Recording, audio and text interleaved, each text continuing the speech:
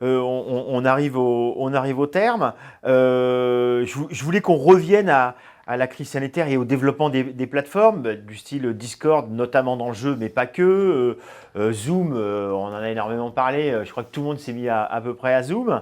House Party, que je connaissais pas, il y en a 1000.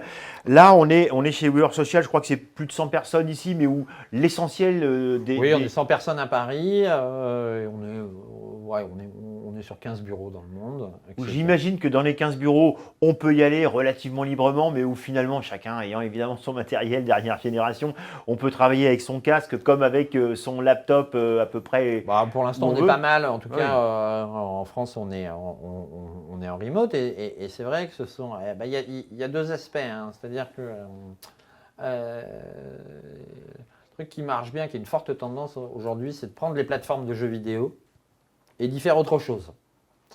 Par exemple, je vais en citer trois, hein. Tu vois, par exemple, aujourd'hui, dans Fortnite, ils font des concerts. Ouais. Ils font des tours. Ah ouais. Depuis 3 mois, il y a une map où on peut plus se buter. On peut plus jouer à Fortnite. Ah ouais. Et donc il y a une map sociale parce que c'est ce qu'on appelle le social gaming. C'est-à-dire que le jeu est un élément culturel et surtout en temps de pandémie où finalement les gens sont là-bas. Les gens sont sur Fortnite, les gens sont sur Animal Crossing, etc. Donc l'idée c'est d'aller les hooker où ils sont et donc de faire des concerts. Et puis après, voilà, c'est des concerts où je pense encore c'est quoi ce groupe anglais là c'est pas Mozilla, c'est Gorillaz qui a fait son dernier clip dans GTA. Donc là, c'est le goût du jeu, les signes du jeu que je reconnaisse, que les gens aiment bien, mais finalement, il n'y a pas un gramme de jeu. On se sert juste du jeu pour faire un film, pour promouvoir, pour faire le clip. Et donc voilà, donc nous, on essaye, bien sûr, quand on parlait tout à l'heure de réalité virtuelle sociale, un de nos métiers, c'est justement de voir comment on peut articuler médias immersifs et médias sociaux.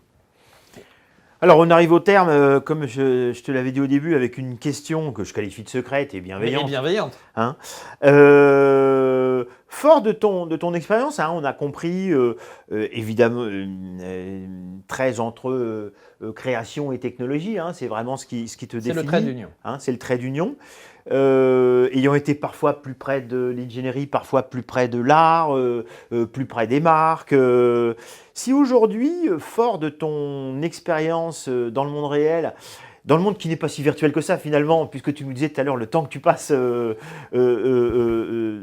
équipé d'un casque, si tu avais aujourd'hui un conseil à donner à des jeunes ou moins jeunes d'ailleurs, avec cette idée d'investir peut-être d'autres domaines autrement, fort aussi de ton expérience que tu définissais tout à l'heure de Creative Tech, quel conseil, t'en donnes déjà plein j'imagine, hein, quel est celui que tu voudrais donner aujourd'hui? À de jeunes étudiants? Par exemple. Ou des étudiants? Pas jeunes et moins jeunes. Le conseil que tu aurais envie de donner, peut-être dans cette époque très particulière où on a été contraint très vite, tu l'évoquais tout à l'heure avec le festival Lieval Virtuel, on a été forcé très vite de travailler autrement alors que finalement ça fait longtemps qu'on y pensait. Pour ceux qui voudraient justement poursuivre leur transformation digitale et investir des nouveaux mondes, parce qu'il va y en avoir plein comme Facebook qui arrive que tu mentionnais, ou peut-être à des créatifs qui finalement font déjà ce que tu fais sans le mentionner, ou à d'autres qui voudraient finalement s'y mettre. Quel conseil que tu voudrais donner à des gens dans ton domaine qui peut-être n'ont pas encore fait le pas justement vers ce web social ou vers cette VR sociale C'est une question éminemment vaste. Je vais y répondre de manière simple. Et je vais défendre ma paroisse, bien sûr. C'est plutôt... Alors, je vais citer des marques, mais Plutôt que de s'acheter la dernière PS5, achetez-vous un casque de réalité virtuelle, le Quest ou un autre. Il y en a plusieurs, mais ces casques qui coûtent 400 €. C'est un beau cadeau que vous vous ferez, parce qu'au-delà d'avoir un casque, peut-être que alors c'est pas uniquement fait pour jouer, hein, c'est uniquement, on découvre des choses, on y va pour, j'ai envie de parodier Ready Player One, quoi. On y va pour faire des trucs, mais c'est le truc qui va vous changer. Et je pense que la réalité virtuelle ou les médias immersifs va devenir très très importante dans les 10 années qui viennent. Il se trouve que la France est particulièrement douée en matière à la fois de 3D, d'écriture et de réalisation. On est dans tous les festivals du monde. Je pense que essayez-le, ça risque de vous ouvrir des continents que vous ne soupçonneriez pas. Et après, est-ce que ça sera...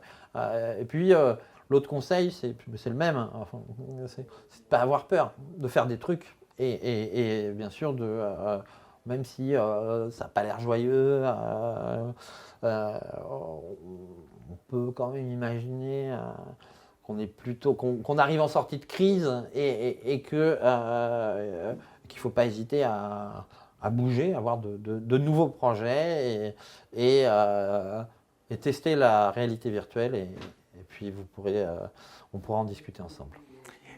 Ici ou peut-être ici ou à l'intérieur. Ou là, hein, tout simplement. Et ben Stéphane Maguet, un grand merci à toi. Je te remercie Dominique. À Merci bientôt. beaucoup.